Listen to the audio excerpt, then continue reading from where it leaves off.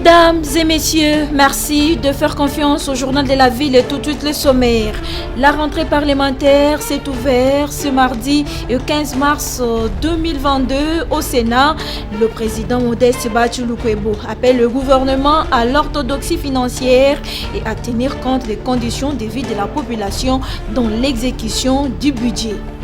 3 mois d'impaiement des agents et cadres des régies financières de la RDC. L'intersyndicale de régie financière donne 48 heures au ministre des Finances pour payer leur rétrocession, faute de quoi des assemblées générales seront organisées dans les régies financières pour exiger le droit des agents et cadres. C'est tout pour les sommaires, mesdames et messieurs. Encore une fois, bienvenue dans ce journal.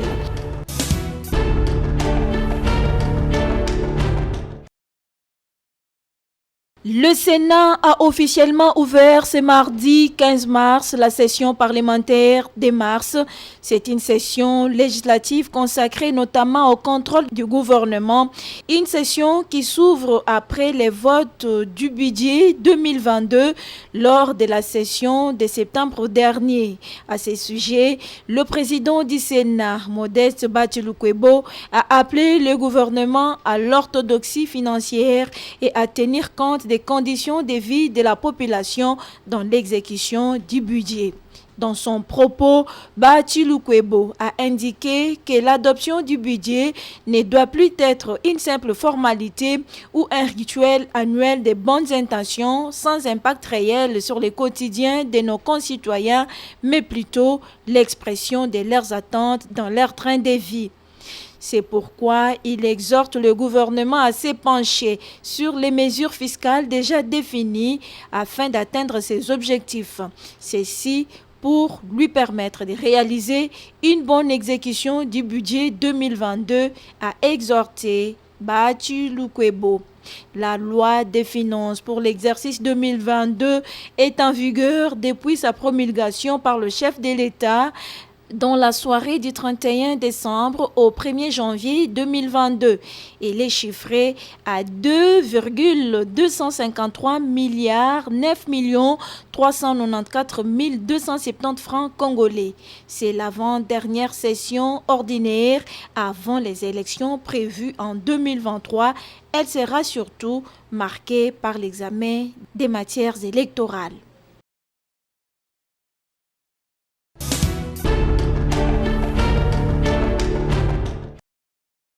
Ouverture de la session ordinaire à l'Assemblée nationale ce 15 mars 2022. Plusieurs matières sont inscrites pour examen. Angèle Makombo, président de la Ligue des démocrates congolais, l'IDEX, salue les propos du président de l'Assemblée nationale, Mbosoko Diampouanga, qui a invité les élus à maximiser des efforts pour produire un travail à impact réel au sein de la population qui attend l'amélioration des conditions de vie. Le président Bosso a dit des choses pertinentes, effectivement. Nous ne voyons pas en quoi le travail des députés impacte positivement sur le social des Congolais. Et puis, depuis qu'ils sont au Parlement, eh bien, c'est toujours des questions soit politiques, soit concernant leur social à eux. Nous n'avons pas de véhicule, nous ne sommes pas bien rémunérés, etc. Mais dans tout ça, où est le peuple? Où est le peuple d'abord? Eh bien, on ne le voit pas vraiment. Et ce que nous, moi personnellement, je crains pour cette session, elle risque d'être encore une fois très politique. Et en séjourné à Zanzibar, en Tanzanie, du 6 au 8 mars 2022, dans le cadre du sommet panafricain sur l'autonomisation des femmes, Angèle Makombo, seule représentante de la RDC à ses hautes assises, donne ici quelques éléments de restitution. Environ 24 pays africains étaient représentés, avaient envoyé des délégations. L'idée forte, c'est que les femmes doivent tout faire pour accéder au pouvoir économique. Et pour accéder à des postes électifs, il faut déjà avoir les moyens de se présenter, de présenter sa candidature, de faire campagne, etc. Ce que les femmes n'ont pas. Et le prix qui m'a été décerné, je l'ai accepté avec beaucoup d'humilité et je me sens très honorée. C'est un prix qu'ils appellent en anglais Women in Politics, donc femmes et politique. Et c'est une façon, c'est comme ça que je le prends, de reconnaissance de ma lutte politique pour l'avancement des femmes en RDC. La situation des agents et cadres de régie financière, à savoir la DGI, DGDA et DGRAD, se détériore. Ils acquisent 3 mois d'arriéré de leur rétrocession janvier, février et mars 2022 et pourtant collecteurs et mobilisateurs des recettes publiques. Et à cela s'ajoutent tant d'autres primes, parmi la prime la plus-value. Et pour ce faire, l'intersyndicale des régies financières donne un ultimatum de 48 heures au ministre des Finances pour payer leur rétrocession. Fidel Kiyangi Matangila est président de l'intersyndicale des régies financières de la République démocratique du Congo. L'intersyndicale des régies financières a fait les constats malheureux ci-après. La mauvaise foi manifeste du gouvernement par son ministre des Finances qui, en dépit des cris de détresse des agents et cadres des régies financières et malgré plusieurs promesses faites à ce sujet par le cabinet du ministre des Finances, laisse les agents des régies financières, entendez la DGI, DGDA et DGRAD, qui sont des collecteurs et mobilisateurs des recettes publiques, dans un état d'impayement depuis près de 3 mois. Nous donnons, nous, intersyndicales des régies financières, 48 heures au ministre des Finances pour payer les 2 rétrocessions, entendez janvier-février, pour libérer la prime spécifique, la prime du contentieux et la plus-value due aux agents. Faute par lui de payer dans les 48 heures, l'intersyndicale des régies financières se verra obligé de convoquer des assemblées dans toutes les régies et se mettre à la disposition des agents qui croupissent dans la misère pour que ces derniers nous disent la direction à prendre. Gouverner, c'est prévoir.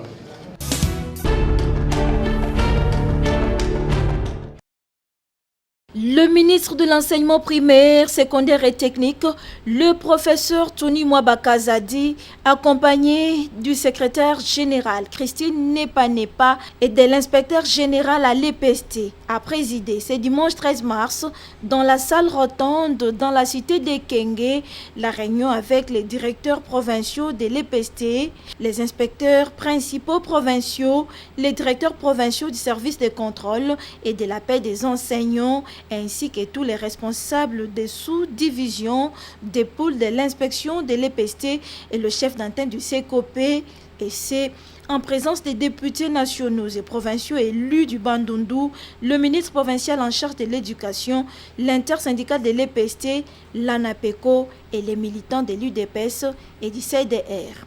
2 points ont été retenus à l'ordre du jour, les états des lieux des 8 provinces éducationnelles qui composent l'ancienne province de Bandundu et les orientations du ministre national portant sur le suivi de la gratuité de l'enseignement primaire, la lutte acharnée contre les antivaleurs qui entrent dans sa vision du redressement du sous-secteur de l'éducation nationale. Après ces états des lieux, les partenaires de l'EPST sont intervenus. Le ministre nous a réunis et c'est un recadrage.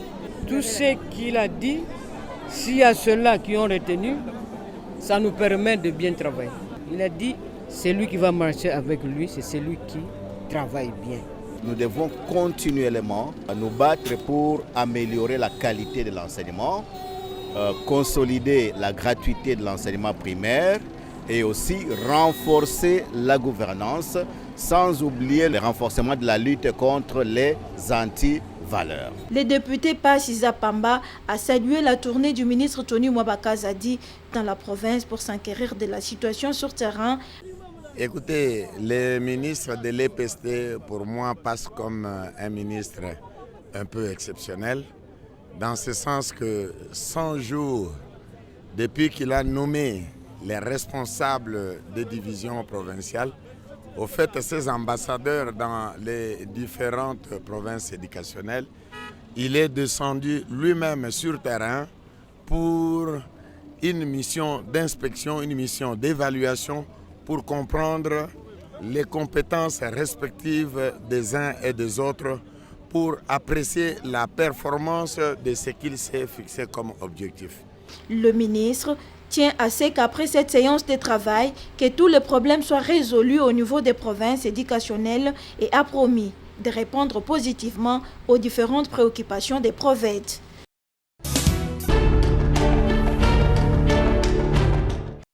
Le président national de l'Association des parents d'élèves et d'étudiants de la République démocratique du Congo, David Steve Diaté-Zouampongi, a pris part à la visite d'itinérance du ministre de l'enseignement primaire, secondaire et professionnel, Tony Mwabakazadi, au Grand Bandundu, le week-end dernier, qui avait pour objectif les états déliés des 8 provinces éducationnelles qui composent l'ancienne province de Bandundu et les orientations du ministre national portant les suivis de la gratuité de l'enseignement primaire.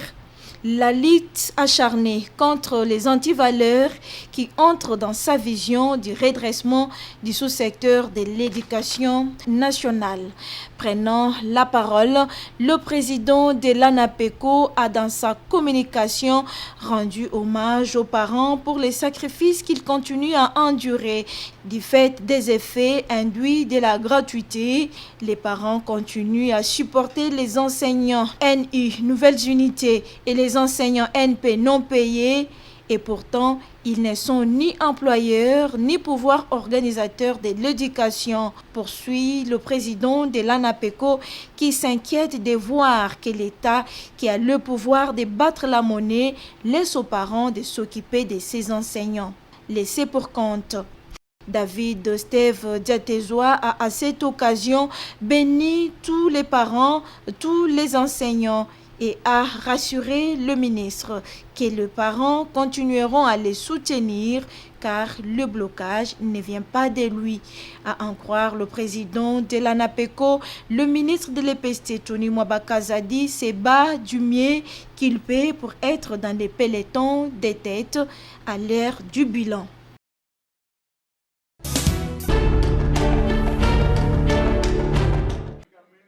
En marge du lancement officiel du programme d'autonomisation de la femme par Makassi Bevera du RC Sarl, prévu ce mercredi 16 mars 2022, le créateur de l'entreprise américaine Makassi Bevera du LLC, Joseph Dukutan Palanga, et associés ont organisé une conférence de presse ce lundi 14 mars au chapiteau 19 à Gombe afin d'expliquer à l'opinion tant nationale qu'internationale le pourquoi l'ouverture de la filiale Makassi Beverage en République démocratique du Congo, une entreprise qui offre la gamme des jus Makassi vendus à Kinshasa. Makassi Beverage du RC remonte d'une histoire. Makassi a ouvert ses portes en 2015 aux États-Unis d'Amérique, où nous sommes décidés de mettre sur pied une entreprise spécialisée dans la production et la transformation de fruits en produits de jus. Nous vendons dans plusieurs filiales que je peux donner par exemple sur Amazon, sur Walmart.com, et en Afrique nous sommes opérationnels en Zambie, au Botswana et en Afrique du Sud.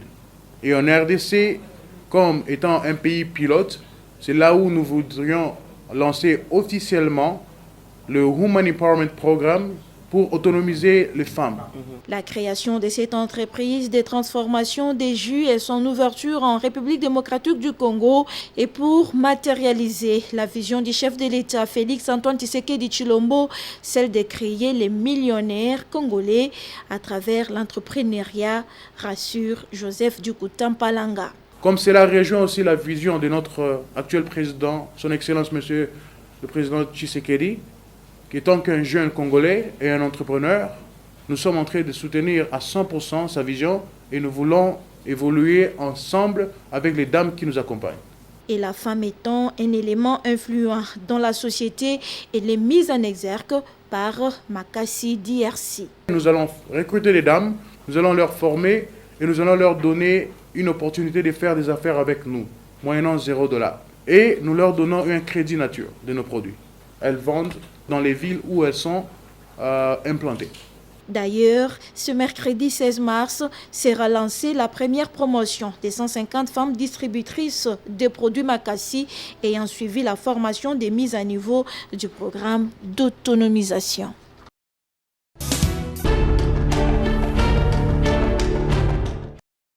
Pendant 5 jours, les principaux responsables du secrétariat technique à la riposte contre la Covid-19 et les membres des différents programmes de la tuberculose, VIH et le paludisme s'étaient retrouvés au village Vénus Bibois pour s'approprier les mécanismes du financement C19, Covid-19 RM et parler le même langage dans l'écosystème Fonds mondial. À la clôture, Dr Justice Nsio, chargé des réponses, se réjouit des résultats atteints, soit 43 sur 47 termes de référence réalisés et un plan de travail avec activités budgétisées et chronométrées produits. Il est question de lancer la mise en œuvre de ces financements dans l'opérationnel, c'est-à-dire les activités opérationnelles doivent être menées. Et pour que les activités soient menées, il a fallu mettre en place tous les acteurs principaux pour que l'on ait une bonne compréhension, la même compréhension de la subvention, qu'on ait la même compréhension des procédures et que nous puissions élaborer un plan de travail budgétisé avec les termes de référence des activités pour les premiers semestres de l'année 2022. Dr Kemal Chorabi et Christelle Boulanger, assistants techniques du Fonds mondial auprès du secrétariat technique à la riposte, reconnaissent la magnifique participation de tous ces techniciens de la riposte. Il y avait ce besoin d'abord d'être tous ensemble pendant plusieurs jours, de pouvoir bien se remémorer l'ensemble des activités, puisqu'il faut savoir que l'écriture a commencé l'été dernier, et puis de réfléchir à la mise en œuvre qui doit commencer très rapidement pour assurer que s'il y avait une prochaine vague, tout soit absolument prêt. Très heureux, les participants donnent leur point de vue sur ces travaux. À l'issue de cet atelier, chaque commission a produit les termes de référence et les plans d'activité. Nous sommes très contents parce que c'est ce que nous attendions depuis longtemps. Je pense que déjà dès la semaine prochaine, les activités peuvent être mises en œuvre. Cet atelier va désormais permettre au secrétariat technique à la riposte contre la Covid-19 de booster ses activités sur le terrain.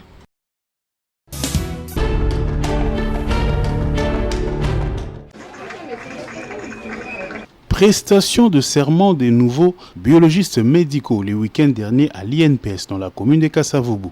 Organisée par le Conseil national des biologistes médicaux et techniciens de laboratoire CNBM Ville de Kinshasa, cette cérémonie haute en couleur a connu la participation de plusieurs invités, entre autres le président national de CNBM et son comité.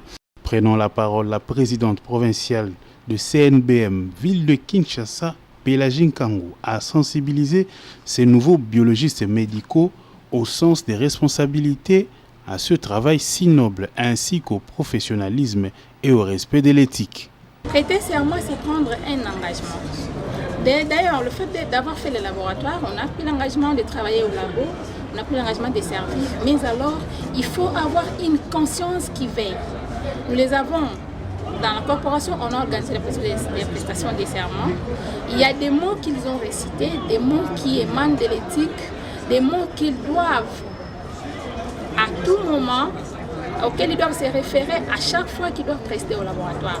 Ce sont des mots témoins, c'est une référence qu'on leur donne dans leur engagement dans la profession. Ils doivent être coordonnés car les lois sont mises à disposition des hommes afin d'avoir un ordre dans ce que l'on fait.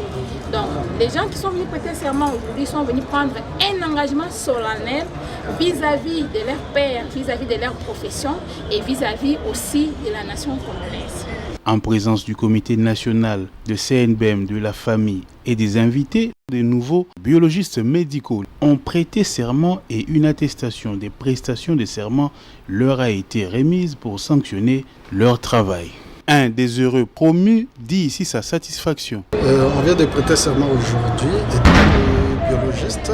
J'étais d'abord technicien des labos pendant plusieurs années. J'ai jugé bon de poursuivre mes études. Aujourd'hui, je suis devenu biologiste. C'est pour satisfaire tout d'abord mes malades, faire des bonnes analyses comme la présidente l'a dit, satisfaire les malades. Nous sommes au service des malades. Donner des bons résultats aux malades afin que le médecin puisse bien faire leurs prescriptions, puisque notre service de laboratoire, c'est un service très noble. Si nous gâchons, faisons les résultats, les médecins ne sauront pas vraiment bien traiter les malades.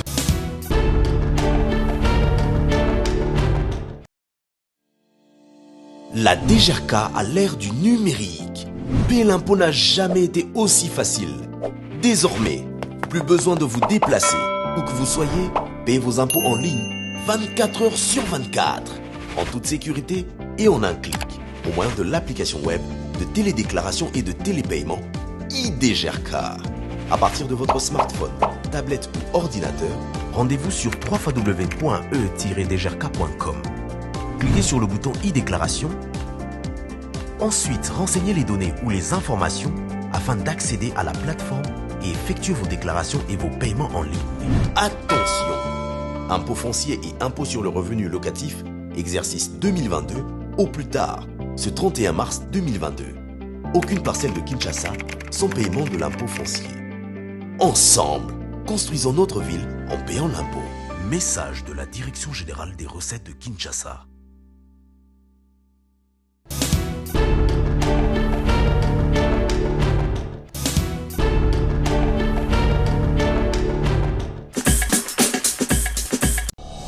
Nous sommes arrivés à la fin de ce journal de la ville, mesdames et messieurs. Merci de l'avoir suivi. Le prochain rendez-vous est fixé pour ce mercredi et d'ici là, portez-vous bien.